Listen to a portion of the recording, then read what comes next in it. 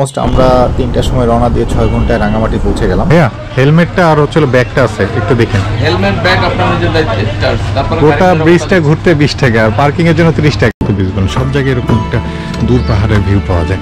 3 দিন পর 22শে মার্চ পরস্পরকে আলিঙ্গনরত অবস্থায় আলাউদ্দিন আর লিমার লাশ পানিতে। ওকে, তাহলে এই হচ্ছে হলো আলাউদ্দিন আর লিমার শোকগাথা। অথবা এই জায়গায় তাদের লাশ ভেসে হয়েছিল, আর এই লাভ পয়েন্টে সবাই লাভ লক করে রেখে দেয়।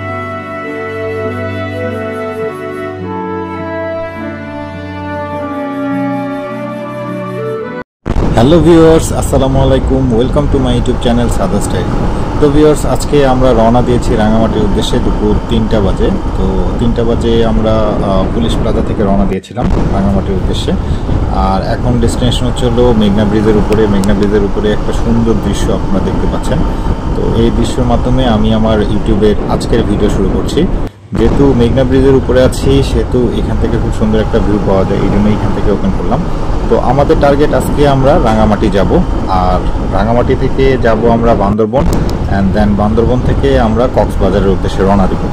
তো এটা হচ্ছিল ফুল ট্রিপ প্ল্যান। তবে আজকের এপিসোডে আমি শুধুমাত্র রাঙামাটিকেই দেখাবো। তো দেখা যাক কতদূর যাওয়া যায়। রাঙামাটি যাওয়ার পথে রাস্তার এই পর্যায়ে আমরা আছি ফেনীর কাছাকাছি।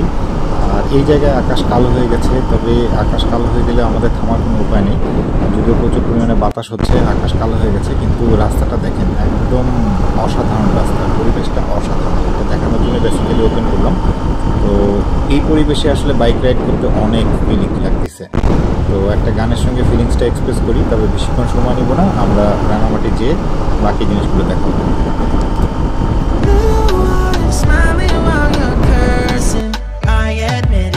Working, you're working. Don't care, you're crazy, it's perfect. Shaky and I'm slurring, 'cause I'm nervous. It's you, it's you, oh you. The second I saw you,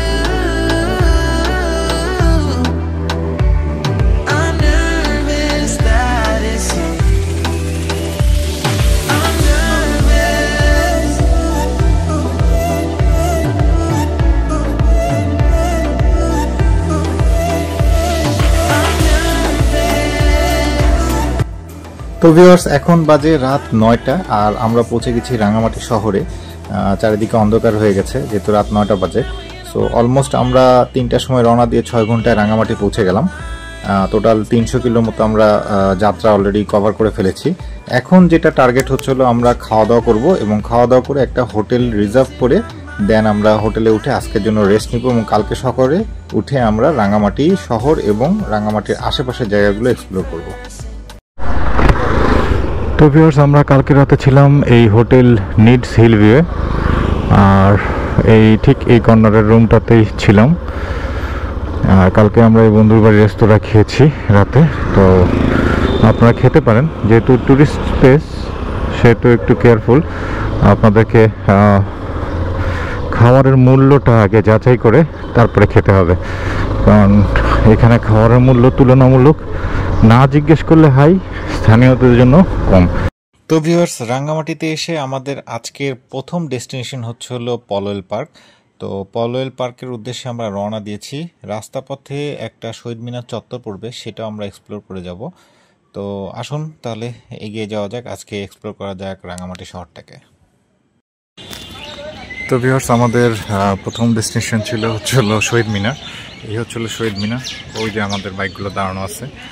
আর এদিকে যদি দেখেন, ভিউটা অসাধারণ, অসাধারণ একটা ভিউ।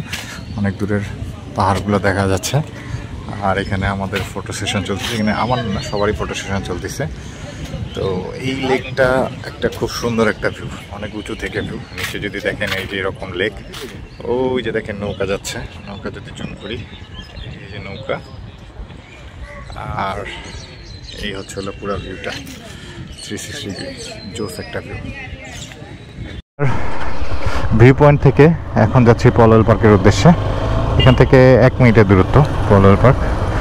আর এটা হচ্ছে হলো বোট স্টেশনটা, যে জায়গাটা আপনারা দেখলেন, সেই জায়গাটায় যদি কেউ বোটে ভ্রমণ করতে চান তাহলে এইখানে বোট থেকে আপনার বোট দিয়ে ভ্রমণ করতে পারবেন। পার্ক, এটা হচ্ছে পলয়েল পার্কের এন্ট্রেন্স। তো এন্ট্রেন্সটা অনেকটা এরকম, আমাদের টিকিট আগেই কেটে নিয়েছে। আর ভাই এখানে টিকিটের মূল্য কত? 40 টাকা করে না? টিকিটের মূল্য 40 টাকা, আর গাড়ি পার্কিং মানে মোটরসাইকেল পার্কিংয়ের জন্য এক্সট্রা 20 টাকা। সো এই হচ্ছিল এন্ট্রি পলয়েল পার্কে।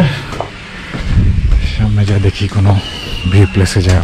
ঐতিহ্যকে ধরে রাখার জন্য কিছু গ্রামীণ ফটো আছে, সরি গ্রামীণ আর্কিটেকচার আছে, জাস্ট ধান ভাঙতেছে। এরপরে এখানে পানি ছাড়ছে, তো পানি এখন বন্ধ আছে। আর এইখানে হচ্ছিল অরিজিনাল ভিউটা। তো ভিউয়ার্স, পলয়েল পার্কের মধ্যে থাকার ব্যবস্থা আছে, এখানে কতগুলো কটেজ আছে। আপনার যদি দেখেন, এটার নাম কুইন, এরকম কিছু কটেজ আছে। আমি উপর থেকে আরও একটু ক্লিয়ারলি দেখাচ্ছি আপনাদেরকে। এইসব কটেজগুলোর সঙ্গে একটা লেক ভিউ ব্যালকনি আছে। সো আপনারা যারা পলয়েল পার্কে এসে থাকতে চান তারা এখানে এসে থাকতে পারেন। এখানে অনেক সুন্দর একটা কটেজ আছে। ওকে, আরেকটু ভিতরে গেলে আসলে এই হচ্ছে হলো কটেজগুলোতে যাওয়ার রাস্তা।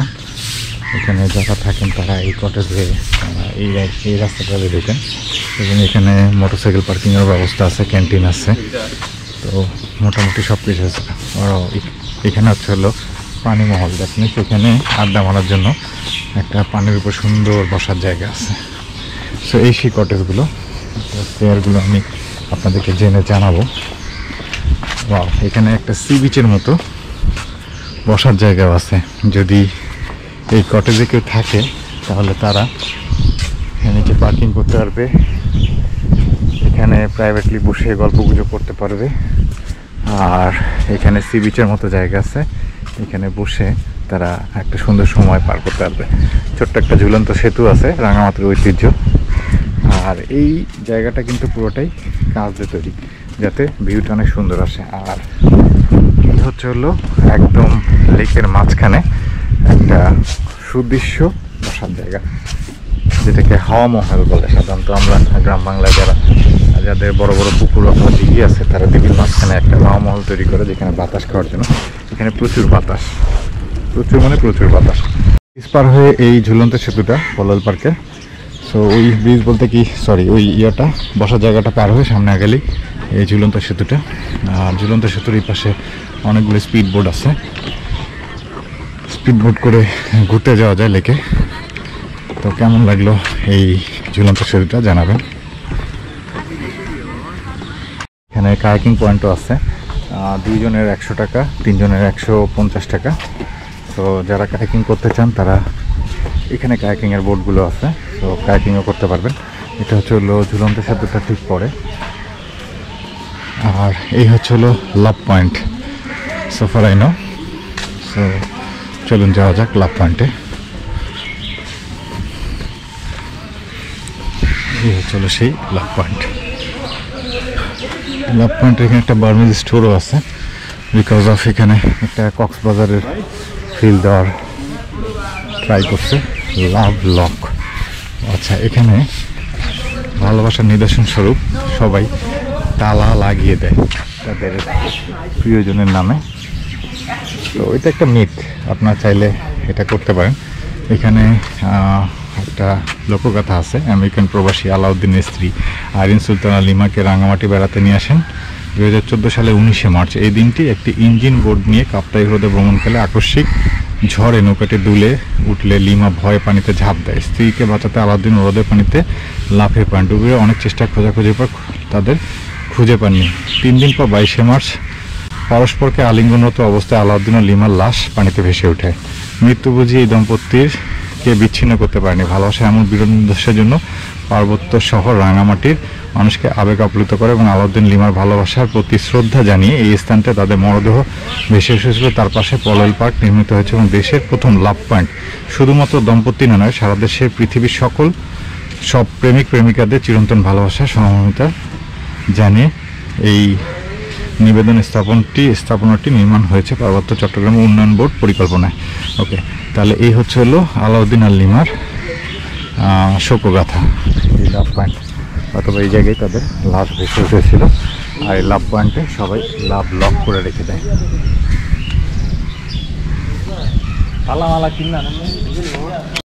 কটেজের একজন স্টাফের সঙ্গে কথা বললাম, যেটা হচ্ছে এইটার ফ্যামিলি কটেজ যেটা আছে সেটা 2 রুমের, সেটা ভাড়া 8,000 টাকা। আর 6,000 টাকা হচ্ছে হলো ইন্ডিভিজুয়াল কটেজ, অর্থাৎ একজন যেখানে থাকতে পারবে সেটা। আর আপনার সঙ্গে কমপ্লিমেন্টারি হচ্ছে হলো ব্রেকফাস্ট আছে, আর সুইমিং পুল আছে, আর পার্ক এন্ট্রি। আর তাছাড়া এখানে পুলিশ প্রোটোকল 24 ঘন্টা থাকে, সো কোনো সমস্যা নেই। ফ্যামিলি নিয়ে আসলে আপনারা এই পলল পার্কে সুন্দর একটা সময় কাটাতে পারবেন। পলল পার্ক ঘুরে এখন রওনা দিচ্ছি হচ্ছে ঝুলন্ত ব্রিজের উদ্দেশ্যে। তো পলল পার্কটা আপনাদের কেমন লাগলো অবশ্যই জানাবেন। এই জায়গাটার নাম হচ্ছে রিজার্ভ মুখ। রিজার্ভ মুখ বেসিক্যালি উপজাতিদের একটা বাজার আছে, যে বাজারটা খুব ফেমাস। তো আমরা বেসিক্যালি চেষ্টা করছিলাম যে আজকে ওই যে বনরূপা বাজারটা আপনাদেরকে কভার করার জন্য, বাট সামহাও ওটা সম্ভবপর হয়নি বিকজ অফ বনরূপা যে বাজারটা আছে ওইটা হচ্ছে হলো শনিবার আর মঙ্গল বুধবারের দিকে উপর থেকে, অর্থাৎ পাহাড় থেকে লোকজন আসে। তো আজকে যেহেতু বন্ধ ছিল সেহেতু সম্ভবপর হয়নি। তো ঝুলন্ত সেতুর স্বাগতম, ঝুলন্ত ব্রিজ রাঙামাটি। তো এখান থেকেই আসলে শুরু।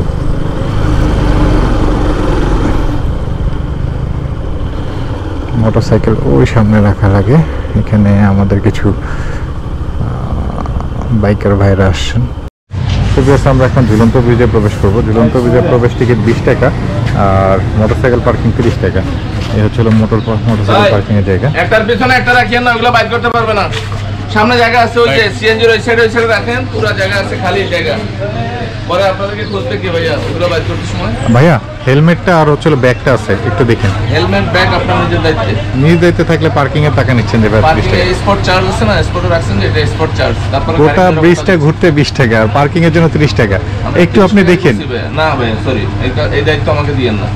কি ভাই কি না, আমি যদি ওই জিনিস নিয়েই ঘুরি, ব্যাগ খুলে নিয়ে ঘুরি, তাহলে তো লাভ নেই। অটোমেটিক্স এখানে আসলে বলা কিছু।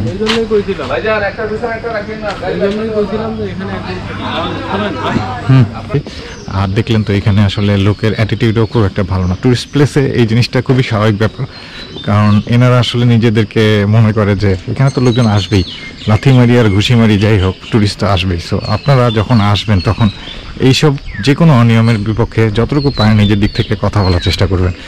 যেমন আমার ভিডিওতে আমি দেখালাম, আপনারা যদি বারবার করেন তাহলে হয়তো বা এরা একটা নিজস্ব নিবে, উদ্যোগ নিবে আমাদের ব্যাগ এবং আদার্স যে মোটরসাইকেল অ্যাক্সেসরিজ সেগুলো প্রোটেকশনের জন্য। আদারওয়াইজ এরকমই থেকে যাবে। তো এই হচ্ছে হলো ঝুলন্ত সেতু। কাপ্তাই লেকের উপরে এই ঝুলন্ত ব্রিজে এখন আমরা ওপাশে যাব। আসলে কাপ্তাই লেকটা অনেক বড়, একদম আমাদের পলল মার্কেট বলেন, ঝুলন্ত ব্রিজ বলেন, সব জায়গায় এরকম একটা দূর পাহাড়ের ভিউ পাওয়া যায়। আর এদিকে হচ্ছে হলো দেখেন কত সুন্দর একটা মনোরম পরিবেশ। আপনার ছেলে বিকেলে বোটে করে কাপ্তাই লেক ঘুরে আসতে পারেন। তো দেখি ঝুলন্ত ব্রিজের এখানে হচ্ছে হলো পর্যটন নৌঘাট, এখান থেকে আসলে বোটগুলো ভাড়া দেয়। আর বোটের ভাড়া কত সেটা সামনে হয়তো বা লিখে আছে, আপনি বোট ভাড়ার জন্য বুকিং করতে পারবেন।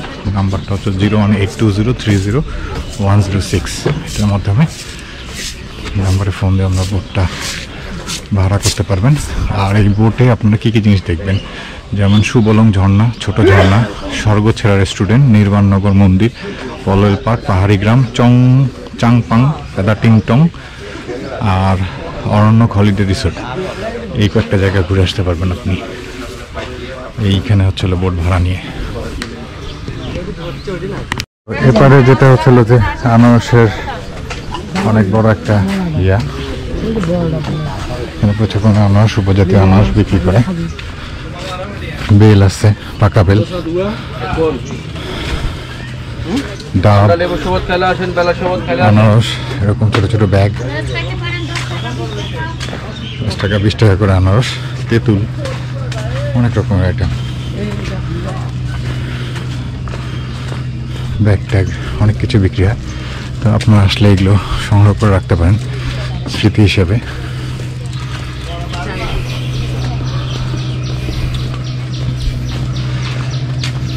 এদিকে দিদি এদিকে কি আছে? মাছের আছে দোকান। হ্যাঁ দোকানপাট আছে, আর কিছু নেই না? বাচ্চাদের দোলনা আসলে কারোগুলো আছে। আচ্ছা এদিকে দোকানপাট দোলনা আছে, সো এদিকে যাওয়াটা খুব বেশি অর্থী হবে বলে মনে হয় না। কত দূর পর্যন্ত এখানে? আপনার কত দূর পর্যন্ত আছে? মার্কেটে অনেক ইয়ে আছে, দেখার মতো কোনো জায়গা আছে? জায়গা বলতে এগুলো আছে মার্কেট টার্কেট আছে, সো মার্কেট টার্কেট দেখতে কি যাবেন? ইচ্ছা করতেছে। আচ্ছা তাহলে বাদ দিই আমরা এখান থেকে ব্যাক করি। সো একটু আনারস খেয়ে যাই। হ্যাঁ, তো ঝুলন্ত ব্রিজের নিচেও আনারস আছে, তো আপনারা আনারস কিনে খেতে পারেন। আমরা আনারস কিনে খেলাম, আনারসগুলো অনেক মিষ্টি। তো এখন আমরা ব্যাক করে যাচ্ছি।